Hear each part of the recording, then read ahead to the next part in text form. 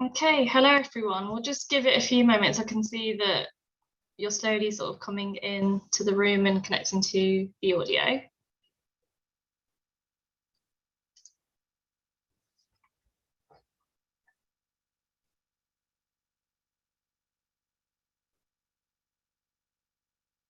Okay, hello, good afternoon or morning or evening, wherever it is that you're dialing from.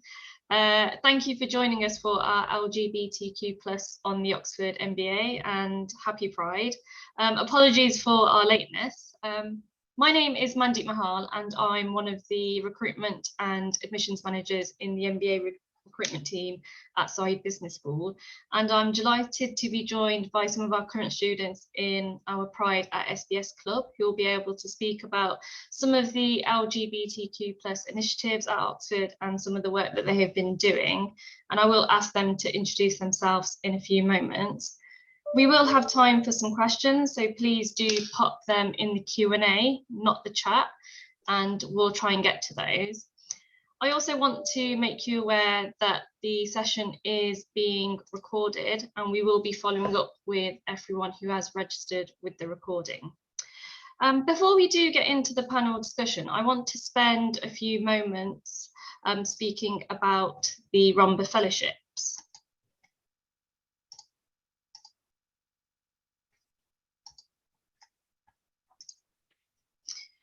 So the Romba Fellowships are fairly new. They came into play for our 2021 entry, and Ronnie, who you will hear from later, is one of our 2 inaugural scholars, and it's really fantastic to see this partnership and to have scholars be part of this wider community, but of course allies as well.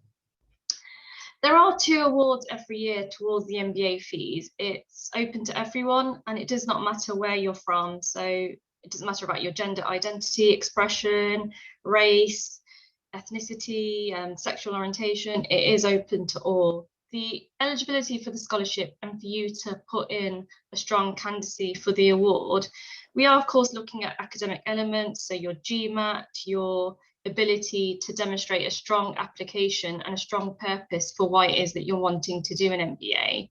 So, and that is definitely still vital, but then also being able to demonstrate your commitment to the LGBTQ plus community and your potential leadership in that space.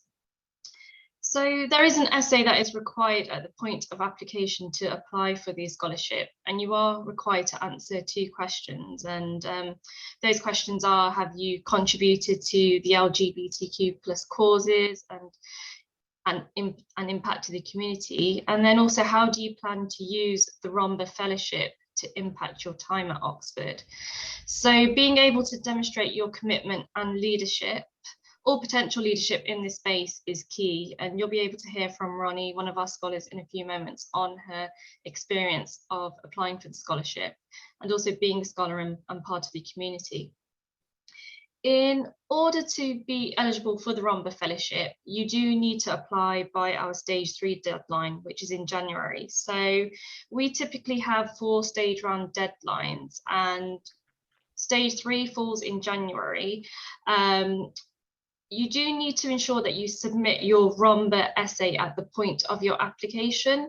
So what I mean by this is, let's say if you were to apply for the MBA, say in stage 1, and then plan to go back and apply for the scholarship and submit your essay later by that stage 3, by that January deadline, I'm afraid you won't be eligible. You need to submit your MBA application and your scholarship essay at the same time. So I hope that's clear.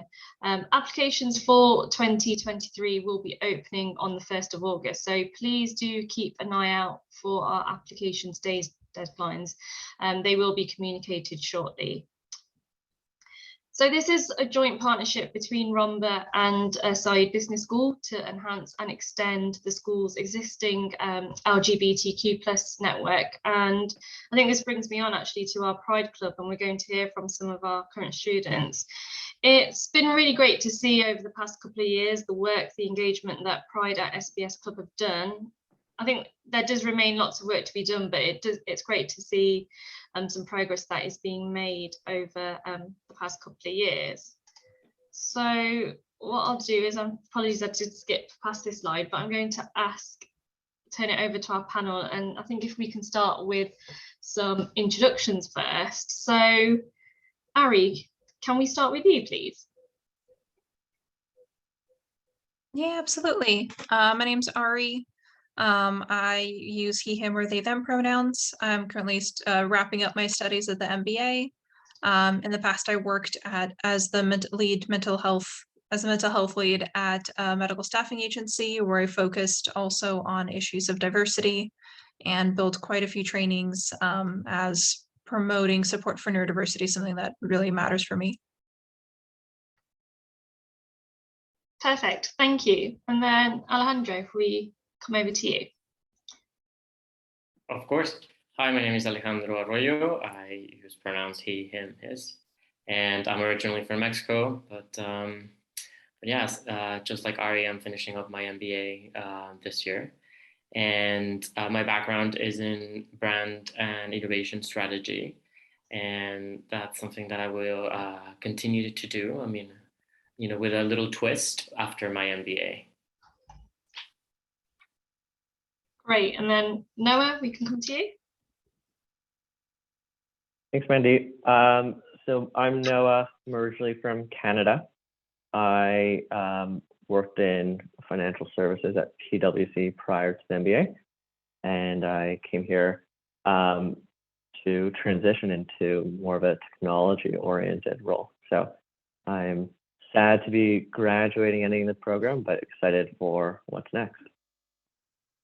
Great, yes, very excited. And then finally, Ronnie. Yeah, hi, I'm Ronnie, originally from Israel. I'm also about to graduate after 3 years. So I did public policy before that at Columbia University. And my background is public policy and lobbying. And I'm gonna work at consulting afterwards. So I'm gonna shift my career a little bit. That's great. Thank you. So I've got some questions for our panel to get us started. So I think it'd be great to hear from you all, in fact, in terms of what does pride mean to you? And I don't know who wants to take this one first. I can go first. Perfect, thank you. All right. So I think for me, I think there is kind of like an individual meaning to pride, and then there is kind of like the group, the community kind of like meaning, at least for me, right? So individually, I came out very late. I was born into a very conservative society, and it took me a while to kind of come to terms with myself.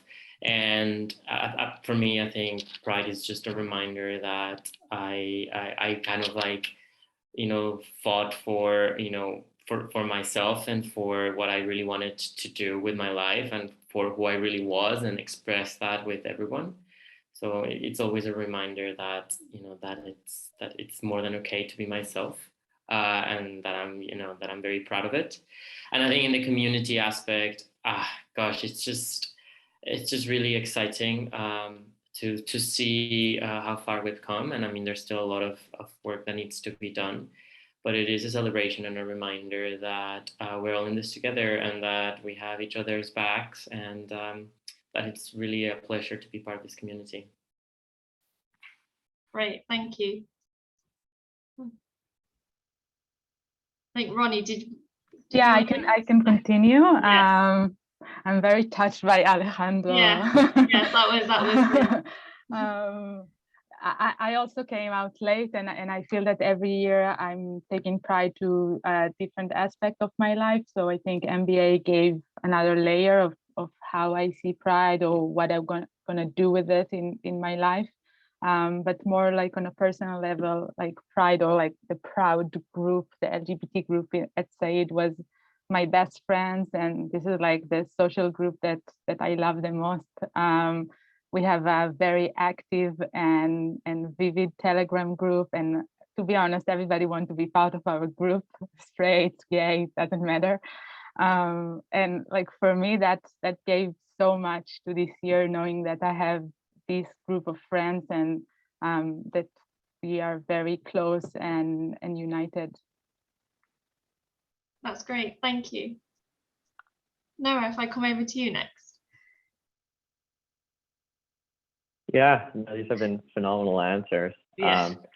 I think for me, Pride means something different every single year, especially as I've grown through life. And so when I first came out, Pride meant being comfortable with myself. And then when I started getting involved more actively in the community, it meant that I felt comfortable sharing myself with the broader community and other individuals who weren't necessarily part of the queer community. But when I think about it now, I think it's mostly about being a positive role model for those individuals who don't feel comfortable for whatever reason coming out of the closet. So just being active and visible for them so that they feel more comfortable. Great, thank you. And then Ari, we can hear from you, please. Yeah, I think for me, for Pride, it helps knowing that there's going to be like other LGBT people, especially in Oxford, which tends to be a bit homogenous at times. It's nice knowing that like there's going to be some people that you can sort of like relax and like drop your shoulders a little bit and be more honest with them, and know that there's going to be something that there's going to be a very specific sort of type of shared experience that is you guys are going to have in common. And I think Pride is also the responsibility of continuing that movement and continuing that feeling of community and connectedness forward. Great, thank you. Some really great answers there. And I just wanted to touch upon, so I think, so Ronnie and Alejandro, you mentioned about coming out sort of later. What is it like being out on the MBA? And then also, when we think about the MBA side business school, you are part of the wider community, Oxford. So also, how does that translate within the wider Oxford community? So Ronnie, in fact, if I come to you first, if that's okay. Oh, you're on mute as well. Oh, sorry. No. I think in general, I would say that I think Oxford is very gay city in general. We have a gay pub, not even one, I think 2 or 3. And like the atmosphere here is very gay friendly and very liberal in general. But specifically in the MBA, I feel that I always felt comfortable to come out. Even when I have some conversation with people that coming from like pretty conservative background, they were always open and ask me questions. And I actually felt like kind of ambassador, because I don't know if like they ever met someone so out and like really want to talk about their gay experience. So yeah, the MBA, I always felt very welcome, and in general, I feel that we as a group are very present, and we are very like there's a lot of activities that the club organize, and I feel a lot of engagement of other allies and other friends. So it was a great experience. Oh, that's really great to hear. And Noah, how about you? How's your experience been in Oxford? Similar to Ronnie, I think it's been quite wonderful. And I just a quick anecdote about Ronnie, and she's so comfortable with herself. We were once in a cab ride to Stansted Airport, and she got into a conversation with the cab driver about LGBT and you know how it's perceived around the world. Why not? It's the UK. Yes, why not? Oh, that's amazing.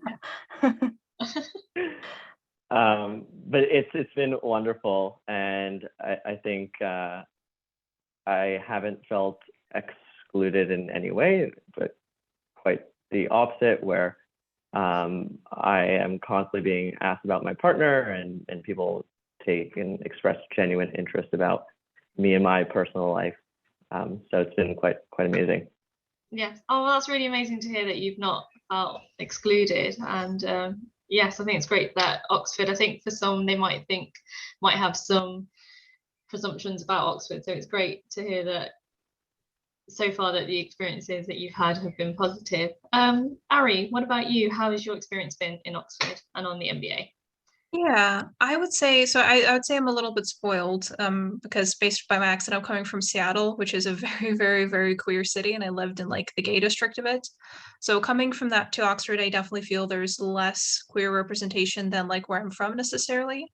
However, I have felt definitely that in the MBA program, there was a lot of respect that everyone had for each other. And so as a non-binary person, it's difficult to be able to get that respect from other people. So I appreciated that people would come up to me and be like, hey, I have no idea what you are, but I'd love to ask some questions. And everyone always handled it in a very polite way. So I definitely didn't feel like there was anyone who would like maliciously, for example, go out of their way to like misgender me, although that has definitely been a thing in Seattle, for example. So I think that Oxford is a community that is really willing to learn, and that's something that I really appreciate about it. Great, thank you. And then, yes, Alejandro, just to you, please. Yeah, I mean, I think everyone has said like basically incredible things. I will just add that, at least for me, this was the first time that I've ever been fully out in an academic environment.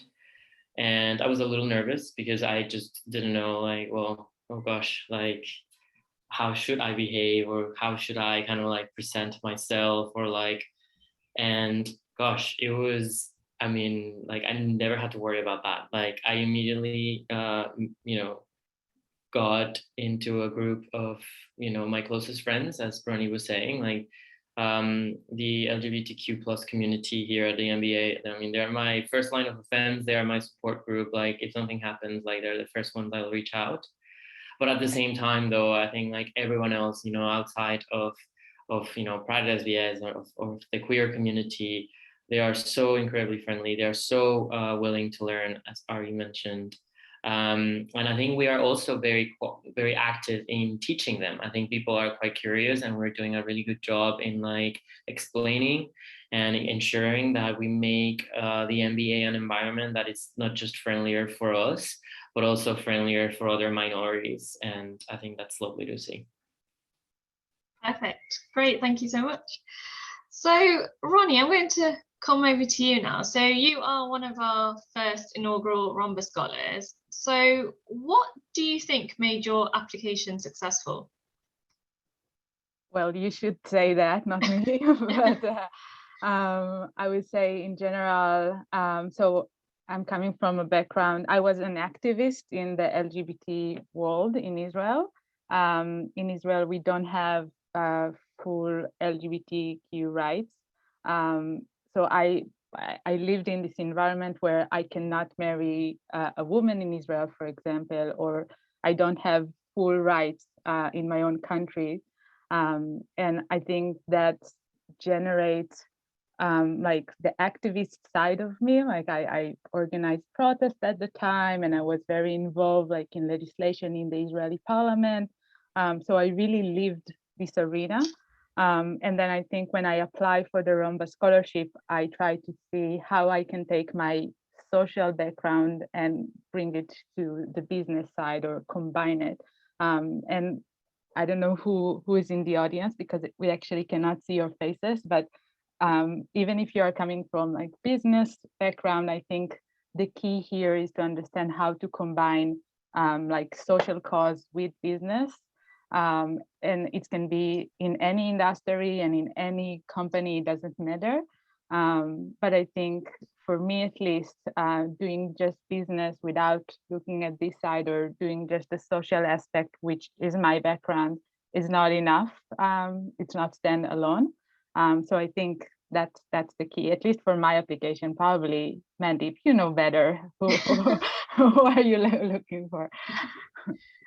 And could you tell us a bit more about the benefits of being a Romba Fellow? So I know, Ronnie, that you did get to go to the conference, the retreat in February. So could you just speak a bit more about the benefits and what the scholarship means to you? Yeah, so basically the way the Romba scholarship works is that every school, mostly in the US, but a little bit in Europe as well, picking between 2 to 3 students. Most of them from the LGBTQ community, but not all of them. It can be just like people that allies or were very active in this arena. So just because of the structure of the scholarship, it creates like a really strong network of people from each university that study MBA across the world, I would say. So I would say one very strong thing is the network. We have a WhatsApp group, and I know that I can find someone in every city in the US, in every university that I can reach out to. And of course, in the future, like the companies that they will work in. But also I had 2 opportunity of conferences. So one in San Francisco, which is a conference for all the scholars, all the Romba scholars. And another one in New York, which was only for women from the LGBT community without the G. In New York, that was like how to be a woman in the community in business. And yeah, that was 2 really great opportunities. And I mean, I highly recommend the scholarship, and you can also look at me in LinkedIn, and I'm happy to help you with the application if anyone here need it. Oh, that's great. That's such a nice offer, and I'm sure some of our audience will take you up on that. If you do have any questions for our panelists, please do use the Q&A function to submit those, and I'm sure we'll have some time to get to those questions. But I'm going to come over to you now, Ari. So I know for LGBTQ+ History Month in February that you were part of a panel discussion with Green Templeton College. Can you tell me and the audience a bit more about that? Yeah, so it was a discussion that we were holding about with a few other team members. I'm trying to remember, I think someone else was on it from here as well. Rafi was the one who was organizing one of our MBAs, but it was someone from BCG, and we had a person from Google, and we all were queer and open in the workplace, and we just discussed some of the challenges that we faced from being out and open in the workplace and what workplaces could do to potentially build diversity. And then also, like, for example, if an organization had decided to have a lot of like diversity hiring, did they in fact have the supports to then manage those diverse employees, which was like a big issue that a lot of organizations are currently running into. So it was a really helpful discussion. Okay, that's really great to hear. And then in terms of, so with you all being part of the Pride Club, so I know, I think if I understand this correctly, I know Alejandro, you're a co-chair, and I think, is it Noah, are you the other co-chair, or have I got that incorrect?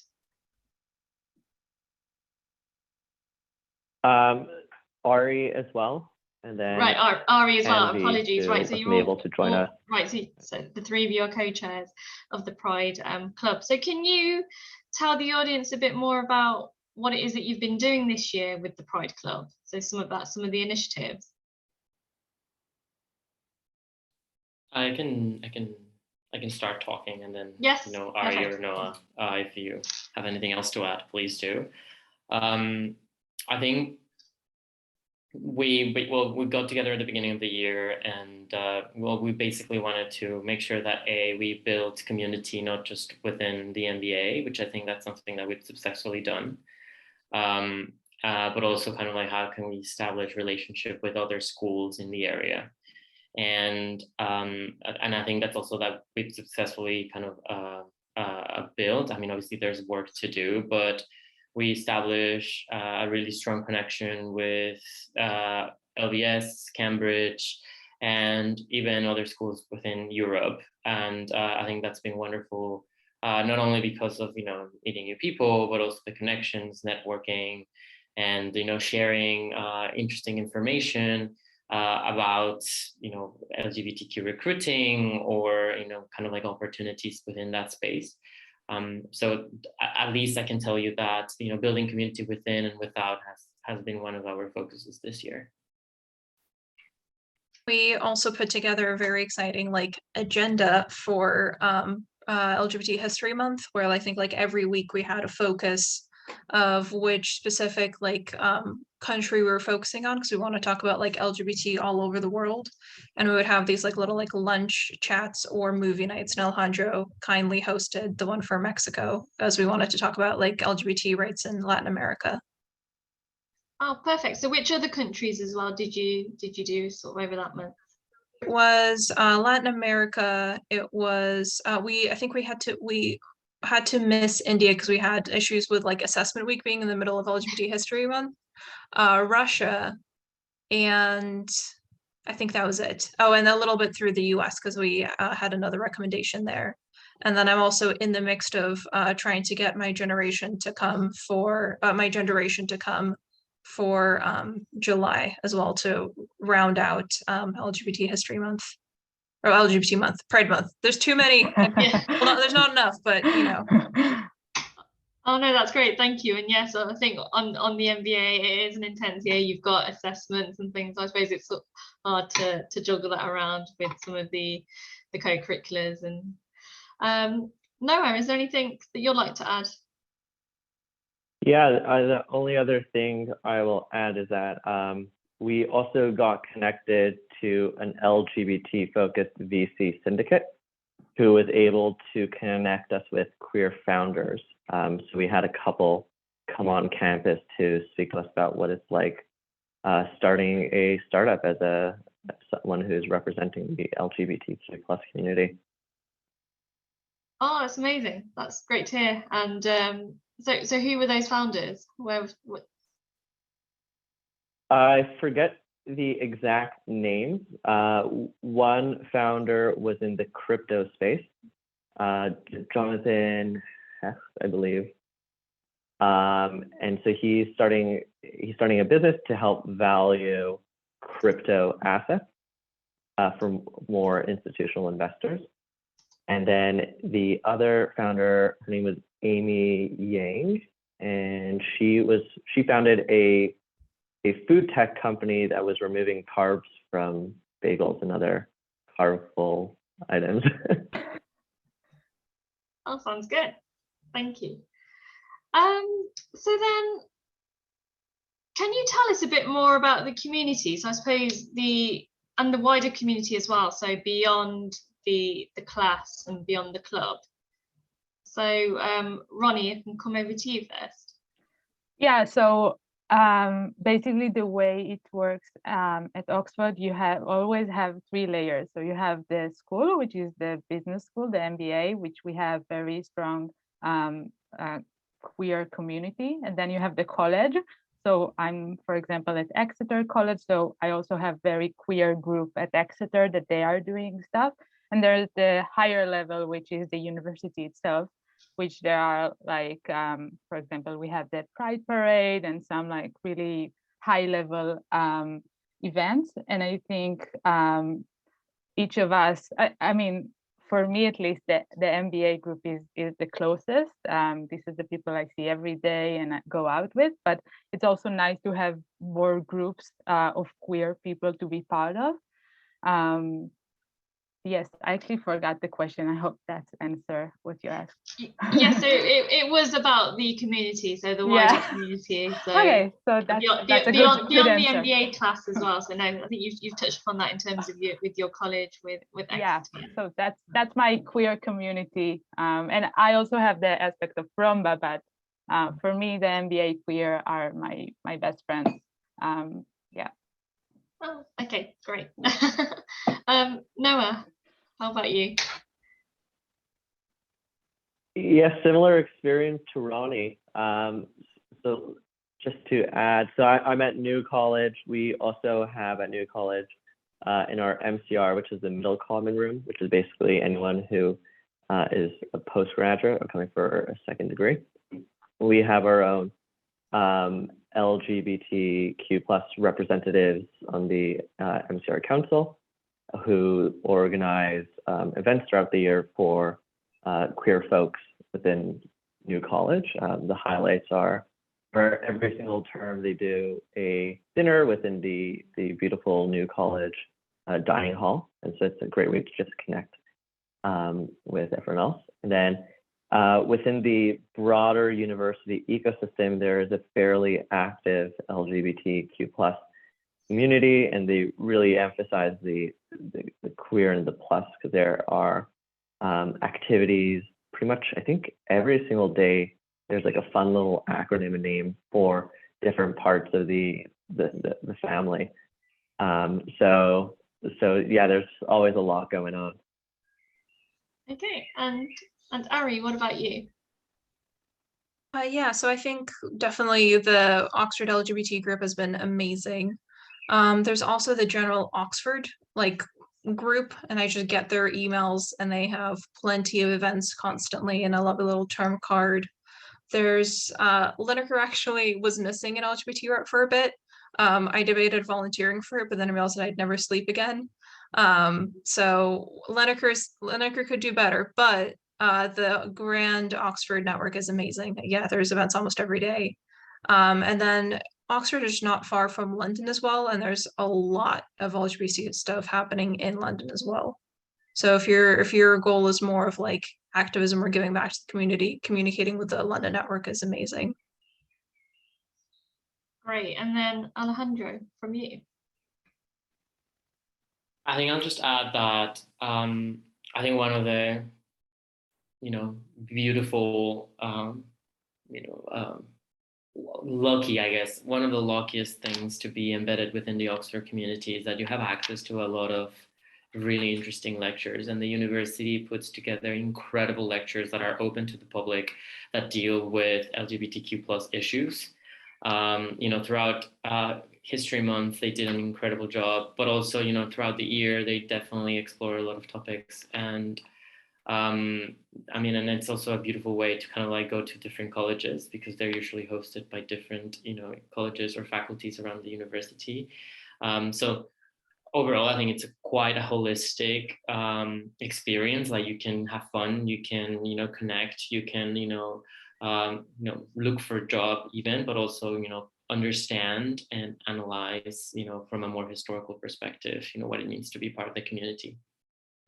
Maybe I can also add one story that I think the moment I felt very welcome at Oxford in terms of my queer identity is that in the church in my college, there's a huge flag, like the pride flag. And for me, I come from a country that religion and like sexual identity is like oil and water, is never come together. And to see like this flag in the church is something that I was touched by. But also just to walk in the street and see all these old colleges, all of them have the pride flag. And I know I'm pretty mature in my gay journey, but still seeing this flag, it's always something that I still feel really exciting about. And the combination of the tradition and the LGBT community, I'm always amazed by it and how beautiful it is in Oxford. Yes, that's really great to hear. I'll just, yes, sorry, no. If I can just add a couple of things. So one of the really nice things about my college is that the warden, he is actually gay himself, and he lives on campus with his partner and their very cute dog. And without naming specific professors that are here at Oxford, there are at least a couple that I'm aware of who are also part of the LGBTQ plus community, which is nice. And then the last thing I will add is even the Oxford Union, which is known to be a more conservative institution, is very welcoming of their LGBTQ plus members. And every term card that they send out has specific events focused and centered around LGBTQ plus events and activities. Okay, thank you. Yes, that's great to hear about the different communities. It's great to hear about your colleges. I know, Ari, you mentioned, and I think we've spoken about like some progress still needs, work needs to be done. So I think with some colleges, but that was really great to hear about Exeter and New College that you've got that. And then also, yes, within some of the wider communities as well. Okay, so is there any advice that you would give to someone who wants to speak about coming out in their MBA application? Don't know who wants to go first, if you've got any advice. I would just I would say go ahead and come out. There's like I was vaguely worried that like if I mentioned being non-binary or trans, that they'd be like, oh, you're going to be a problem student. You're going to be writing to like HR every week and you're going to be difficult to work with. But no, not at all. I even have a thing where like my legal name and the name I go by are different, and the university was willing to like work with me so that my name would appear on like most documents the way that I prefer it to. So absolutely, I would, yeah, absolutely don't hide anything about yourself. Great, thank you. Ronnie, have you got anything? Yeah, come out, of course. No question about that. I have a great friend that always makes fun of me that I'm getting into places because I'm so gay. So just, yeah, like honestly, my approach to this is that my CV are like, it's not a question. If you read my CV, you know that I am gay, or at least very active in this arena. And I also contemplated in the past, like, should I be vocal about that? Should I put it on my LinkedIn? Should like people see that I'm part of this community? And I had this question in the past, but nowadays, like now I feel too confident in my skills. And if I'm applying to a place that does not want me because of my identity, honestly, I don't want to be part of it. So if you apply to a place and they don't accept you because you're out, so maybe it's better for you not to be there. I know it sounds a bit like I don't know how you take it, but for me, I don't want to be part of a place that does not accept me. So definitely talk about that. Thank you. Anybody else?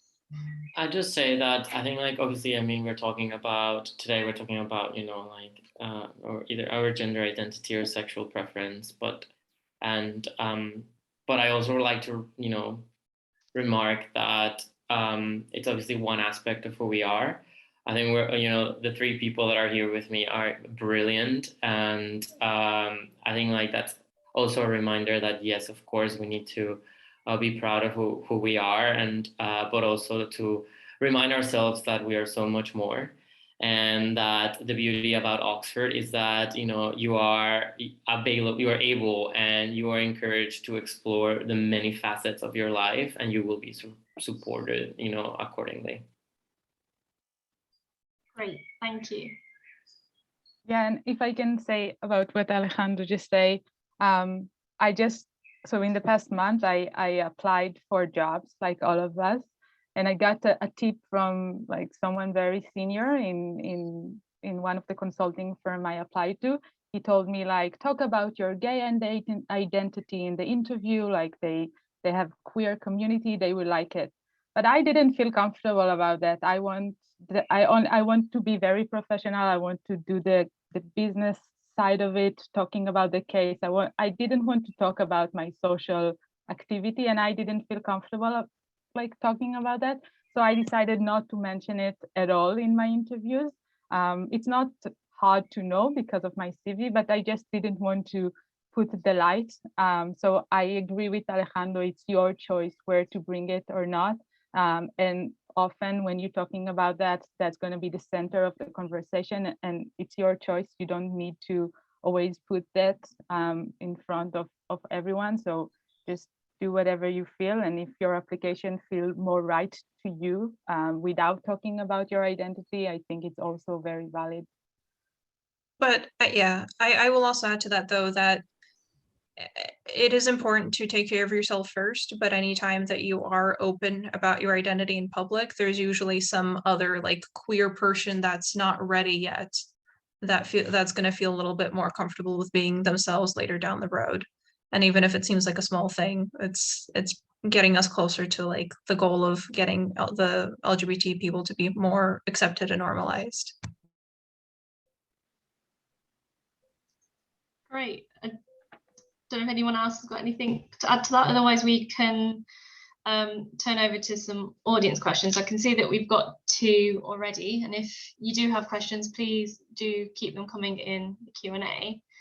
So I've got a question about, are there any concerns that being a Romba scholar or out in academia will impact your career/job prospects? So I think we've kind of touched upon some of this, but I don't know if anyone wants to, have got anything more to add to that or answer that question directly. I can take a first stab at that. So I think it's might be the wrong way to look at it, and I would say it's an asset more than anything. So when I was working at PwC, I joined the LGBT network, the ERG Employee Resource Group, and was one of the co-leads for my office. And that opened up some opportunities and gave me a lot of visibility with leadership, which I think did help me with my career. But even just externally, people are always looking for ways to connect on one level or another. And being part of the queer community is one way of doing that. And when I was working and doing volunteer work outside, community work outside of work, I got to meet some very high level individuals working in both nonprofit and for-profit companies. Like I know the associate general counsel of Airbnb.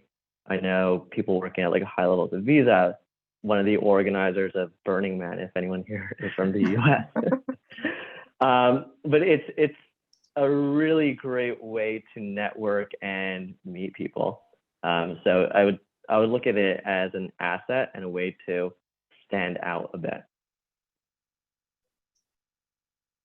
Thank you. Does anybody else want to add to that? I think after spending some time around academia, it is difficult to find a straight person in academia. So for academia specifically, you'll be fine. Great, thank you. Okay, so this is actually a really good question. So as a member of the SPS community, how can they be a better ally to the LGBTQ+ community? So that's a really good question. So it'd actually be great to hear from all of you actually how you think someone can be a better ally. I can start. I think this may sound very very simplistic, but I think it's quite important, and I think it's listening to the person, not assuming. Just listen to what that person wants. Listen if they want to be heard. Listen what's their situation, how their day has been, like simple things. That's just kind of like having a nice conversation and not assuming. I think sometimes we tend to assume that just because we are put in a group that we all think alike or that we all need the same things, and that's not necessarily true.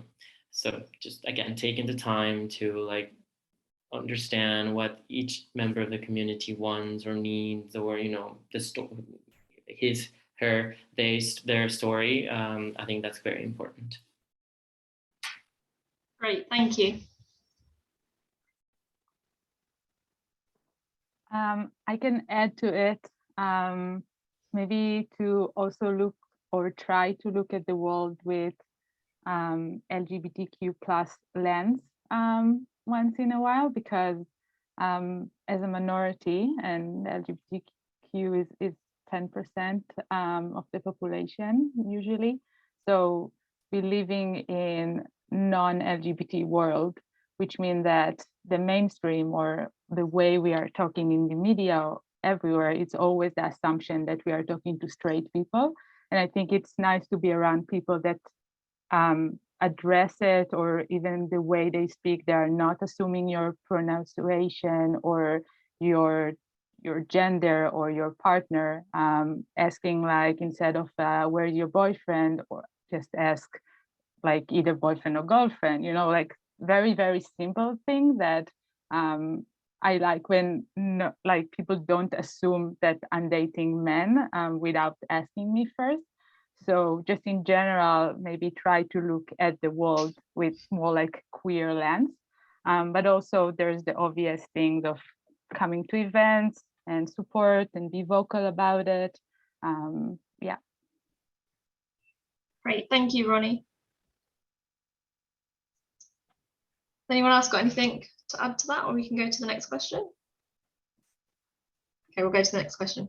Also, I actually have a question, I think it's questions for me actually, about the Romba Scholarship. So can I please share more about the type of candidate and experience that we are looking for?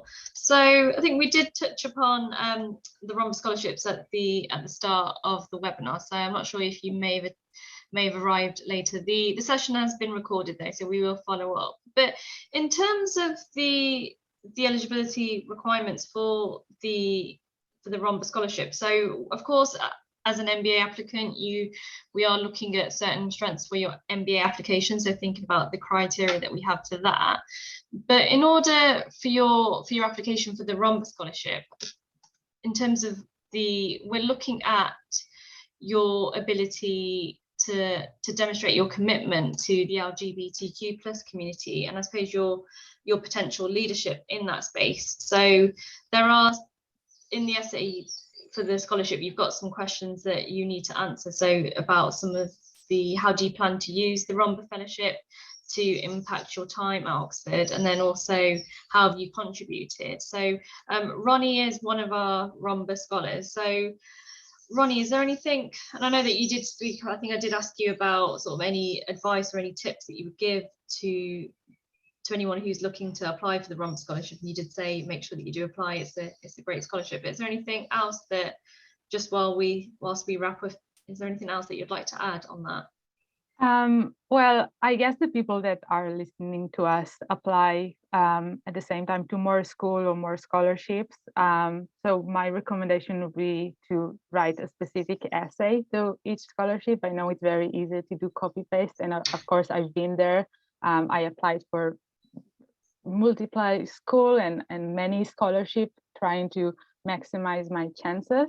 But it's very important that you answer exactly the question and talk about Oxford, or talk about specifically what they're asking for.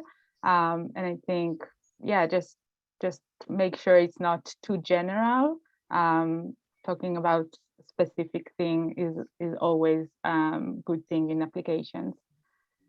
Yes, I agree. That's some great advice there. I've seen it in terms of being part of the admissions committee. You do see where some like to copy and paste and might not have that attention to detail. So yes, some really great advice there. So we've just got a few minutes left. So if there are any further questions, please do submit them in the Q&A. Otherwise, I think just to wrap up, I suppose just any tips, and I think it's just, I think as a whole, as an MBA applicant, anyone who's thinking about applying for the MBA, if there's any sort of final words that anyone's got that they'd like to say. So I don't know if I pick on you, Noah, first, if you've got anything that you'd like to add, any closing words? That's a good question. I never feel like I'm in a position to provide advice, but I will just say, just enjoy it, and everything happens for a reason. So just put yourself out there, and I'm sure good energy will come back to you. Thank you, and you're certainly in a position to give advice. So, Alejandro.